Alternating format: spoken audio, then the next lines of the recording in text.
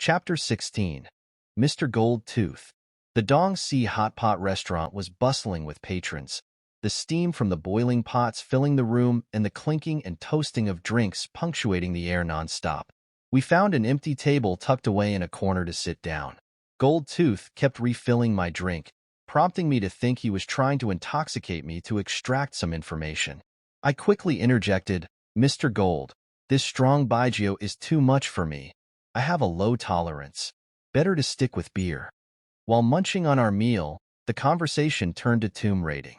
Gold Tooth proudly tapped on his golden tooth with his fingertip and shared with us, "Esteemed sirs, this here gold tooth comes from Panjiayuan. It was excavated from a tomb, gold from a pre-Ming dynasty Buddha, taken right out of the mouth of a mummy. I just couldn't bring myself to sell it, so I pulled my own tooth out and put this one in its place." A flicker of distaste crossed my mind as I thought, what kind of dinner conversation is this? If you're too miserly to spend money, just say so. His tale was quite repulsive. The more I thought about it, the more sickened I felt. I hastily switched topics to avert the awkward discussion. Money may enslave one's hands, but artistry commands respect. We thus chatted about various topics ranging from feng shui for grave sites to my old days as a sapper in the Kunlun Mountains. Gold Tooth listened with such amazement that it was almost as if he was bowing down to me in reverence. Before Gold Tooth's father was conscripted by the KMT, he apprenticed under a renowned tomb raider surnamed Kai from Hunan. Although he knew quite a bit about the activity of digging graves, he never picked up the skill of locating them. His master, Mr. Kai, didn't understand feng shui. In fact, it wasn't until after the 12th year of the Republic of China that a farmer from Luoyang named Li Duck invented the Luoyang shovel.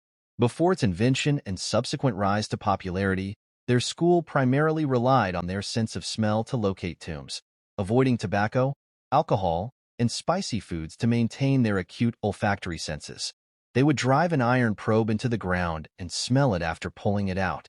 The various scents that mud on the iron probe carried, along with the tactile sensation when hitting soil, could indicate an empty space underneath or detect materials such as wood, brick, or stone. This method, in essence, aligned with the principles behind using a Luoyang shovel, with the main difference being relying on smell versus sight. The soil lifted by the Luoyang shovel could reveal underground compositions. Porcelain shards, wood fragments, fabric pieces, metals like gold, silver, copper, iron, tin, mercury, and lead, as well as compacted soil and bricks, are all indicators of a tomb below, and such clues could help predict the age and structure of ancient tombs. However, the skill of smelling the soil was lost by the time it reached Gold Tooth. His father had a disability in both legs, and Gold Tooth himself suffered from congenital asthma since childhood, so he no longer pursued the profession of a touch gold captain. Those who were in this line of work often saw many genuine items, and based on that keen eyesight, they started dealing in antiques. I joked that his ancestral craft was fashionable. I've heard from my elders about the tomb raiding business. The real experts didn't need iron rods or Luoyang shovels. Those were considered foolish methods. A person with real ability could walk up to a place and with just one look, determine whether there was an ancient tomb below, its location, and its structure. Wherever the feng shui was exceptional, there were certainly grand tombs, and those who were buried inside were no ordinary people in their lifetimes. These tombs were full of treasures. A true expert would disregard tools like Luoyang shovels, as if the underground soil wasn't dry enough, the effectiveness would be greatly reduced. Especially in the affluent regions of the Jiangnan area, where rainfall is heavy, many ancient tombs are inundated by groundwater, and the layers of underground soil are washed into disarray. Gold Tooth listened to my elaborate stories and revered me even more. Old who, I am truly impressed. There's an old saying, to hear the way in the morning is to die content in the evening. Having heard your profound insights, I feel like my life has not been lived in vain. To come across someone like you, who understands both feng shui and engineering from your time as an engineer soldier, is a rare find indeed. With your skills, it would be a pity not to become a touch gold captain. I shook my head and said, I don't intend to engage in such unscrupulous activities. Everything I told you came from stories my grandfather used to tell me. He himself had been a touch gold captain, and once encountered a big Zongzi, nearly costing him his life. Gold Tooth acknowledged the inherent risks, suggesting that carrying a few black donkey hooves could alleviate the fear. Moreover, as they say, even thievery has its code. The reputation of tomb raiders is not good, but that's because of some despicable thieves who have ruined it. They don't belong to the profession, they don't know the rules, and they just dig around destructively, attracting hate wherever they go. The history of tomb raiding goes back more than 3,000 years. During the Three Kingdoms period, Cao Cao had a dedicated unit that excavated ancient tombs to fund his military expenses. That's where we get the term touch gold captain.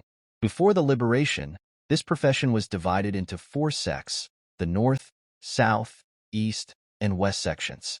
By the 1980s, the talent waned, leaving only a few survivors, and even they have since retired.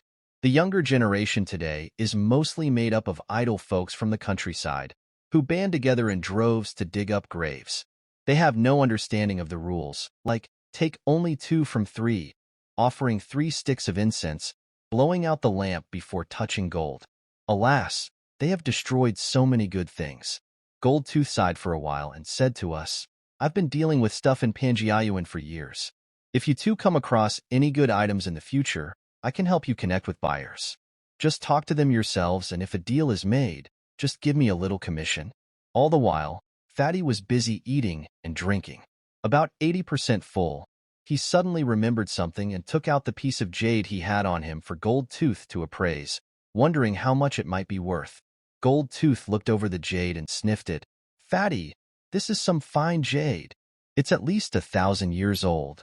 No, it might even be older, probably from before the Tang Dynasty. I can't make out the writing on it. It's not Chinese characters, so it must be worth quite a sum. However, I'd advise you to hold on to it until its value can be determined.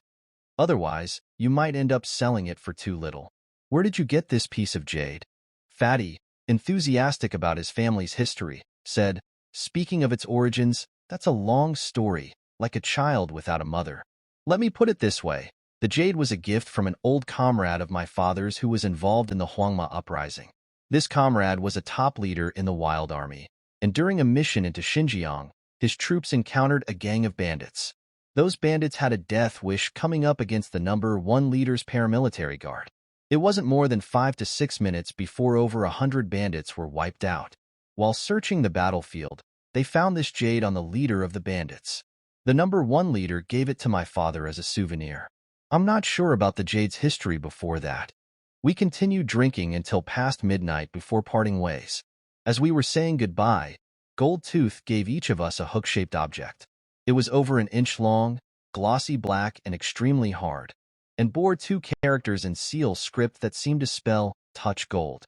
The item, appearing to be an ancient relic, had a hole at one end with a red silk thread through it, so it could be worn around the neck as an ornament. Gold Tooth said, "We really hit it off like old friends.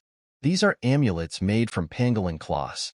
They're for you two to remember this encounter. Come look for me in Panjiayuan when you have time. The green hills will not change, the clear water will always flow, and we'll meet again."